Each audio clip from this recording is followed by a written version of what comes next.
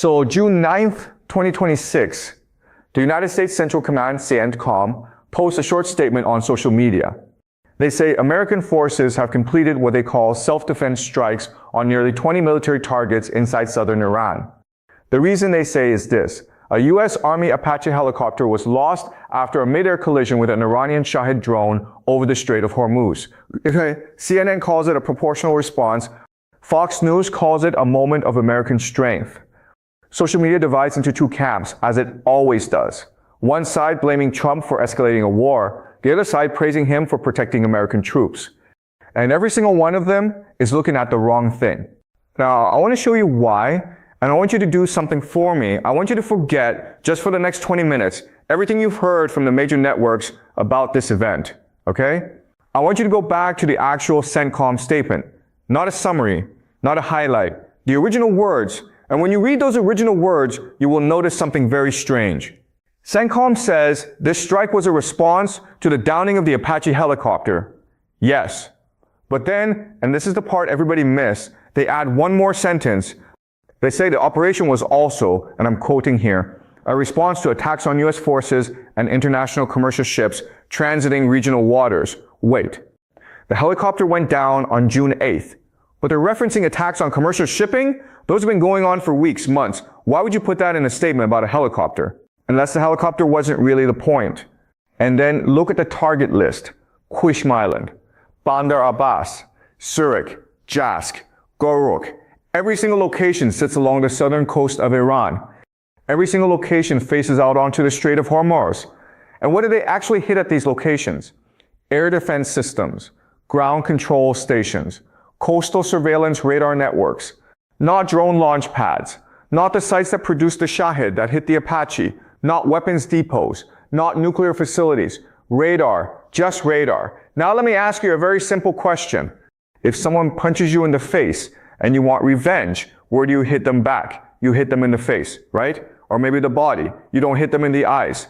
But that's exactly what America did on June 9th. They didn't hit Iran's fist, they hit Iran's eyes. And I want to spend the next 20 minutes showing you exactly why. Because this is not a story about a helicopter. This is a story about the most strategically important stretch of water on the planet, who controls it, and a battle over the future of the entire Middle East that most people are still not seeing clearly. And here's the thing that makes this even more interesting. Iran saw it coming. They knew exactly what America was really after. That's why just a few hours later, in the early morning of June 10th, they fired ballistic missiles and drones at 21 American and allied military targets across the region simultaneously in 3 different countries: Jordan, Kuwait, Bahrain. But then the question you have to ask yourself is, why would a country under economic blockade, a country that just had its military sites bombed, dare to retaliate on that scale? And the answer, I want you to hold on to this, is not in Tehran, it's in Pyongyang. It's in a state visit that happened the day before all of this, that almost no major news outlet connected to the exchange of fire in the Gulf. Okay? Let's break this down properly. The first thing I want you to understand is what I'm going to call the Hormuz Eye Network. Now, most people know the basics about the Strait of Hormuz. It's narrow, about 33 kilometers at its narrowest point. People can swim across it. But through that 33-kilometer gap, approximately 20% of the world's entire crude oil supply passes every single day. Japan depends on this region for 75% of its oil imports. China, 40%. India, 60%. The Japanese Prime Minister said publicly, if the strait closes, Japan's economy collapses within 8 to 9 months. So it's important. We know that. But here's what most people don't fully appreciate. In the months leading up to June 9th, Iran had been constructing and expanding a system that gave them something extraordinary. Not just the ability to threaten the strait, but the ability to see everything. Every ship, every tanker, every military vessel in real time. This system, the radar networks, the coastal surveillance stations, the ground control centers, the integrated air defense spread across the islands and coastline facing the Hormuz, I'm calling it the Hormuz Eye Network. And it gave Iran 3 very specific capabilities. First, they could identify and track every vessel transiting the strait by the hour, by the minute. Second, They could coordinate their fast boats and drone squadrons from the Islamic Revolutionary Guard Corps, the IRGC, to intercept, shadow, or board any of those vessels they chose. And third, and this is the one that matters most economically, they could collect what were essentially protection fees. Sources suggest Iran had been extracting anywhere from 1.5 to 2 million US dollars per voyage from commercial ships wanting safe passage, paid in cargo, sometimes in cryptocurrency. Now think about what that means. This is a country under severe economic sanctions, under American oil blockade, and they built a toll booth at the most important intersection in the global energy system. That's not just money, that's survival infrastructure. But more important than the money, and this is a key insight, this system was Tehran's single most powerful bargaining chip at the negotiating table. Because the peace talks that were happening at that exact moment had a central sticking point. America was demanding unconditional freedom of navigation through Hormuz. Iran was demanding the right to manage and charge for passage. Iranian state media had literally declared this their trump card. They were confident that as long as they physically controlled the strait, Washington couldn't force them into any deal they didn't want. Okay? Now look at that target list one more time. Qeshm, Bandar Abbas, Sirik, Jask, Goruk, coastal radar, surveillance networks, ground control stations. America wasn't hitting back for a helicopter. America was trying to blind Iran, because when Iran is blind, Iran loses control of the strait. When Iran loses control of the strait, Iran loses its most powerful negotiating asset. When Iran loses that negotiating asset, Washington can dictate the terms of the ceasefire. This was not a self-defense operation. This was a strategic decapitation of Iran's maritime dominance. And the Apache helicopter, those two pilots who, by the way, were rescued safely within 2 hours by an unmanned surface vessel, was the legal and political justification that allowed them to do it. Let that sit for a moment. Now here's where it gets more interesting. Because a lot of you are probably thinking, okay, fine, maybe America had a strategic motive. But Iran, a country that's been under blockade for months, that's been absorbing American airstrikes for over 100 days, why on earth would they respond with 21 simultaneous attacks on American and allied bases? That's not a response. That's an escalation. What gave them that confidence? And for this, I need you to look away from the Gulf completely. I need you to look at East Asia. June 8th, 2026. One day before the Apache went down. One day before everything escalated. Chinese President Xi Jinping lands in Pyongyang, North Korea. Kim Jong-un meets him personally on the main square with a massive ceremony. Thousands of people, military music, the full state welcome treatment. And in the talks that took place that same day, the two sides discussed, and this is the official language, deepening cooperation in the fields of diplomacy, law enforcement, and military affairs. Now, every major news network treated this as a separate story, a routine diplomatic visit, something to mention briefly and move on from. That was a serious mistake, because what you're looking at when you connect these two events is the CRINK axis. China, Russia, Iran, North Korea, not just an informal alignment. A coordinated multi-front architecture designed to stretch American attention, American resources, and American credibility simultaneously across different theaters of conflict. Western analysts had already been warning about this in their latest reports. They described the CRINK bloc as a synchronized threat to American leadership, democratic institutions, and global supply chain security. And Xi's arrival in Pyongyang on June 8th was not coincidental timing. It was a message not primarily to Kim Jong-un, but to Tehran. The message was this: you are not alone. Do what you need to do. And the support behind that message is real and specific. China has been accused of supplying Iran with manpads, man-portable air defense systems, weapons that may have been used in aerial engagements in the region. China allegedly provided Iran with X-band radar components and missile fuel precursor chemicals. And critically, Iran is reported to have quietly purchased a high-resolution Chinese reconnaissance satellite, which they used to identify and track American military assets at exactly the bases they then attacked on the morning of June 10th. Bahrain, Kuwait, Jordan. Think about what that means. Iran didn't just fire missiles at random targets. They fired at targets their Chinese satellite had been watching. They knew the layout. They knew the locations. The IRGC later claimed they hit 70% of their intended targets based on satellite imagery and field intelligence reports. That's not the behavior of a desperate country firing blindly in the dark. That's a country with allies who have given them eyes in space. And at the United Nations, Russia and China have been vetoing every resolution that America and the Gulf states tried to pass, resolutions to condemn Iran's maritime aggression, resolutions to establish a protective naval force at the Strait of Hormuz, resolutions to implement new sanctions through the Security Council, all blocked. Even on June 9th, during an emergency Security Council meeting, China and Russia continued to obstruct the Sanctions Committee process against Iran, arguing the entire snapback mechanism was legally invalid. So here's the full picture. Iran's leadership knew they had Beijing and Moscow standing behind them at the United Nations, providing them diplomatic cover. They knew they had Chinese satellite intelligence helping them target American bases. They knew Xi Jinping had just publicly embraced Kim Jong-un, sending a visible signal of bloc solidarity 24 hours before the American strikes began. That is why a country under economic blockade dared to retaliate against 21 American and allied targets simultaneously. It's not recklessness, it's calculated confidence. Okay, does that make sense? Now I want to bring in a framework that I think helps explain the deeper pattern of what we're seeing. Because what happened on June 9th and 10th is not just a military event. It is in a very real sense the collapse of a theory about how the world is supposed to work. That theory is called institutional balancing. The core argument is this. In a world where direct war between major powers is too costly because of nuclear weapons, because of economic interdependence, because of the sheer destruction involved, countries don't fight each other directly. Instead, they use international institutions. They use the United Nations, international law, multilateral organizations, sanction mechanisms. They trap each other through rules rather than bullets. And for months before June 9th, this is exactly what was being attempted.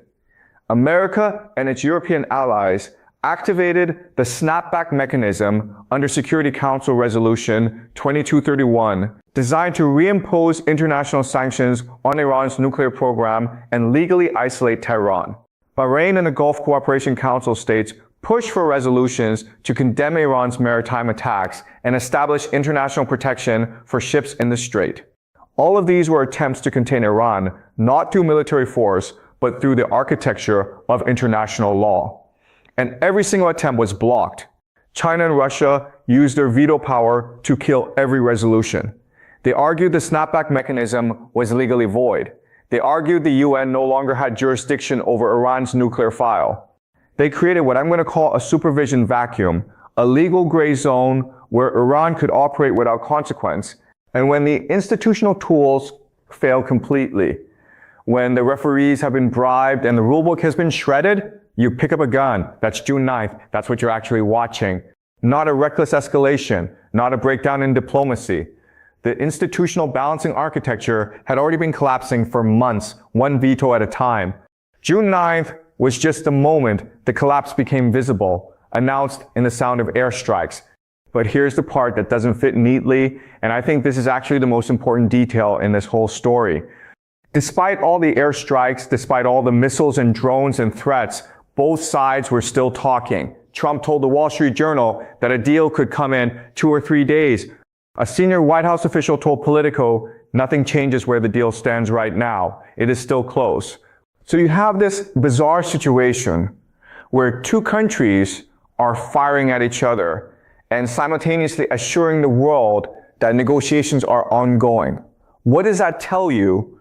It tells you both sides know they cannot actually win this through force. They are using military action not to defeat each other, but to reshape the negotiating table. They're firing bullets to move the goalposts. The strikes are diplomatic instruments delivered by aircraft instead of diplomats. I call this warfare by gunfire diplomacy.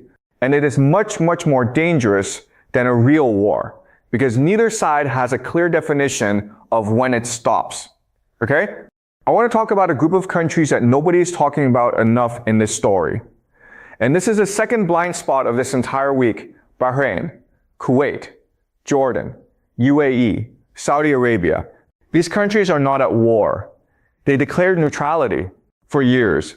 Dubai was marketed as the Singapore of the Middle East. No taxes, the world's busiest airport, safety and stability that attracted the wealth of half the planet.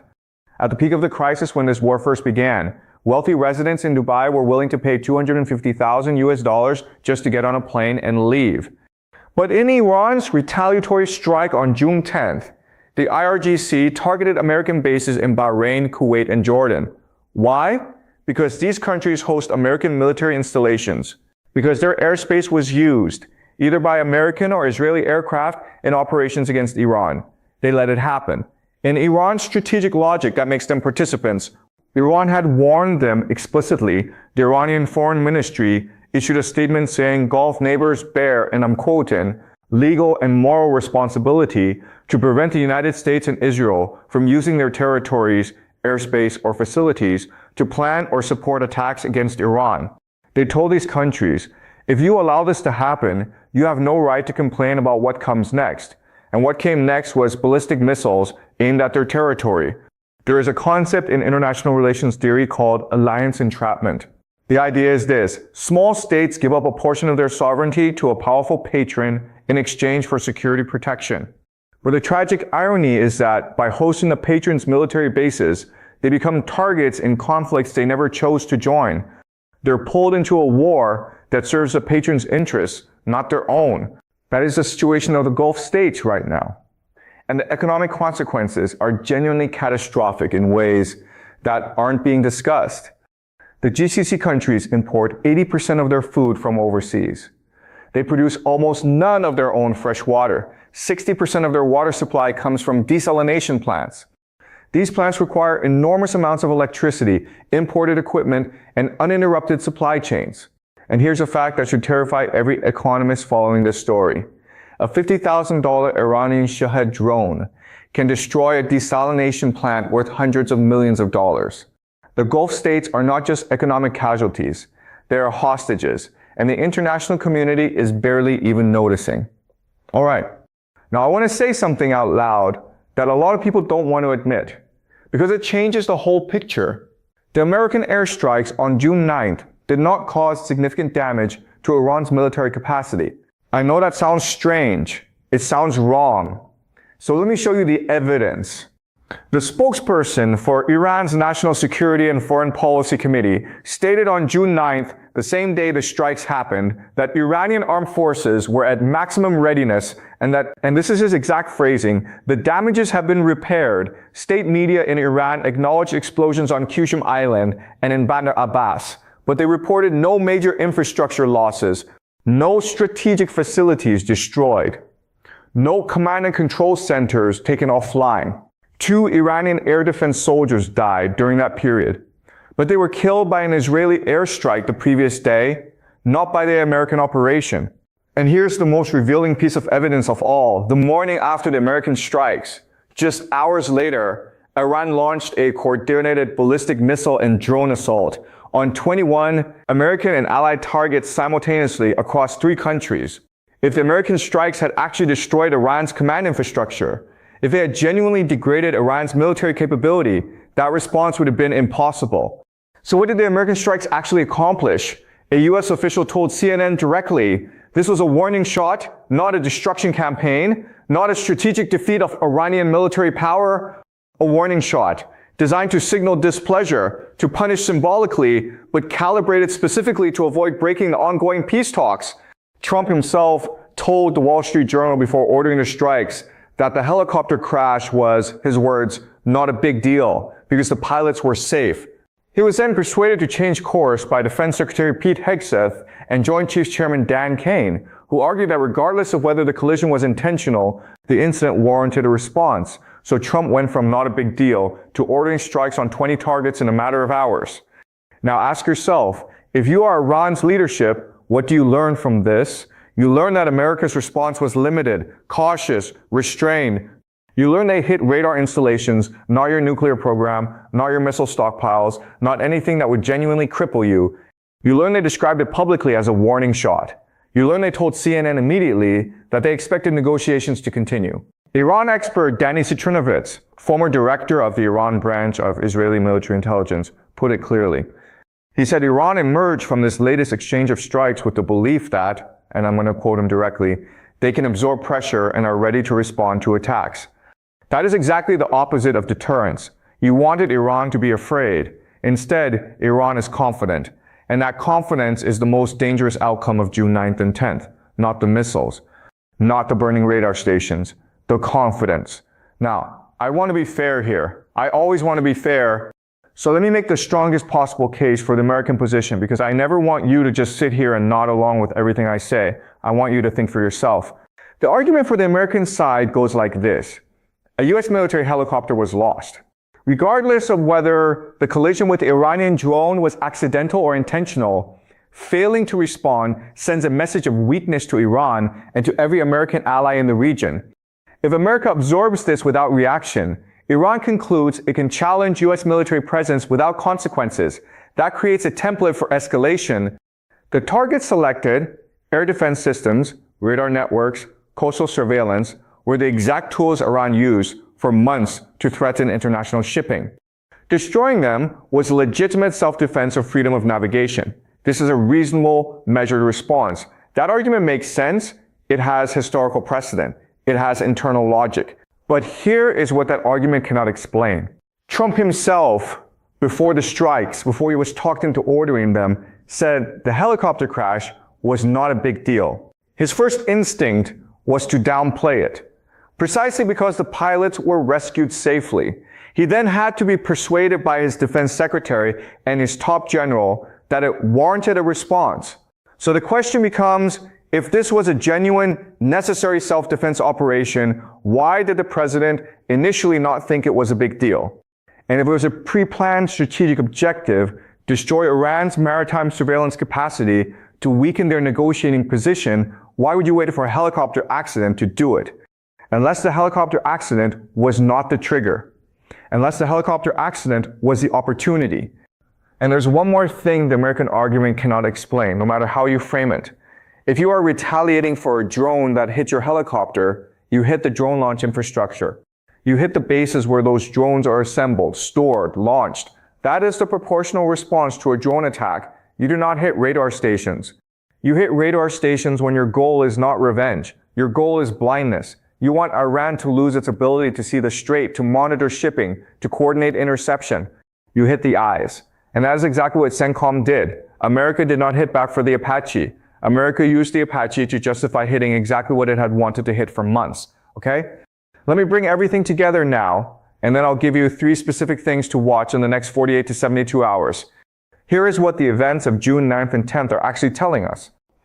America used the Apache collision as legal and political cover to execute a strategic operation it had been planning for some time. The destruction of Iran's Hormuz Eye network, the coastal radar and surveillance infrastructure that gave Iran real-time control over the world's most important maritime choke point. Without that infrastructure, Iran loses its ability to enforce payment on commercial shipping. Without that payment system, Iran loses critical economic lifelines under American blockade. And without the physical ability to close the strait, Iran loses its most powerful bargaining chip at the negotiating table. That was the operation. Iran read the operation correctly. They identified the strategic intention behind the target selection immediately. Their foreign ministry publicly stated that the destroyed facilities existed to, quote, protect the country's border security and ensure maritime safety on international waterways. That's diplomatic language for, we know you were trying to take away our eyes and we know why. And Iran responded the way they did 21 targets, 3 countries, simultaneous, because they had the strategic backing to do so. Because Xi Jinping was in Pyongyang on June 8th, cementing CRINK Axis solidarity in front of the world's cameras. Because Russia and China were blocking every Western move at the UN Security Council in real time. Because Iranian military intelligence had Chinese satellite imagery of every American base they targeted. Iran fired with precision and confidence because they knew they were not alone. Meanwhile, American strikes caused minimal physical damage. Iran's military capacity was not degraded in any meaningful way. Iran emerged from the exchange more confident, not less. The Gulf states are now experiencing the very consequences their decision to host American bases made inevitable. And the international institutional framework, the UN, the sanctions architecture, the legal machinery that was supposed to prevent all of this has collapsed under the weight of Sirik vetoes. And yet, both sides are still talking. The peace deal is still described as close, which means all of this, the strikes, the missiles, the burning radar towers, the F-35 hangars in Jordan, all of it is theater designed to negotiate. The question is, at what cost? And for how much longer? Here are 3 things I want you to watch very closely in the next 48 to 72 hours. First, has Iran actually restored its Hormuz I network? Their spokesman claimed the damages were repaired the same day.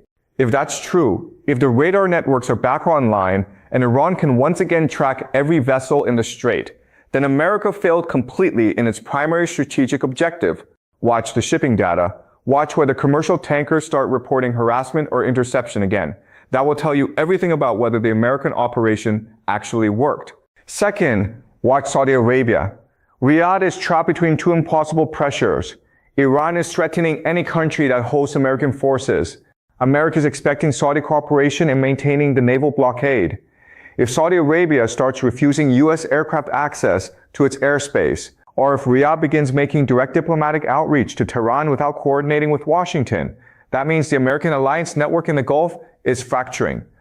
And a fracturing alliance network in the Gulf is not just a regional problem. It is the beginning of the end of the petrodollar system that underpins the entire American financial empire. Third, watch Trump's language about the deal. Right now, he is using the word close. He is saying negotiations are ongoing. He told Politico nothing has changed. If you hear him stop saying close, if the language shifts from deal to pressure, from talks to maximum force, that is the signal that diplomacy has collapsed and we are entering a genuinely new and more dangerous phase of this war. Not the phase we're in now where strikes are diplomatic messages. The phase where strikes are the actual strategy. And here is your homework. I want you to go find the original CENTCOM statement from June 9th, not a news summary, the actual statement, and find the sentence that mentions international commercial ships. Ask yourself this simple question. Why is a self-defense response to a helicopter crash described in language that also covers commercial maritime attacks that happened weeks or months before? There's only one answer that makes sense. And the final question I want to leave you with. I've been thinking about this all week, and I don't think anyone is asking it quite the right way. If America just destroyed Iran's Hormuz I network, the radar systems, the surveillance infrastructure, everything that gave Tehran visibility over the strait, and if Iran was still able to launch a coordinated missile attack on 21 targets within hours, then what is actually controlling the Strait of Hormuz? Is it radar? Is it satellites? Is it military hardware?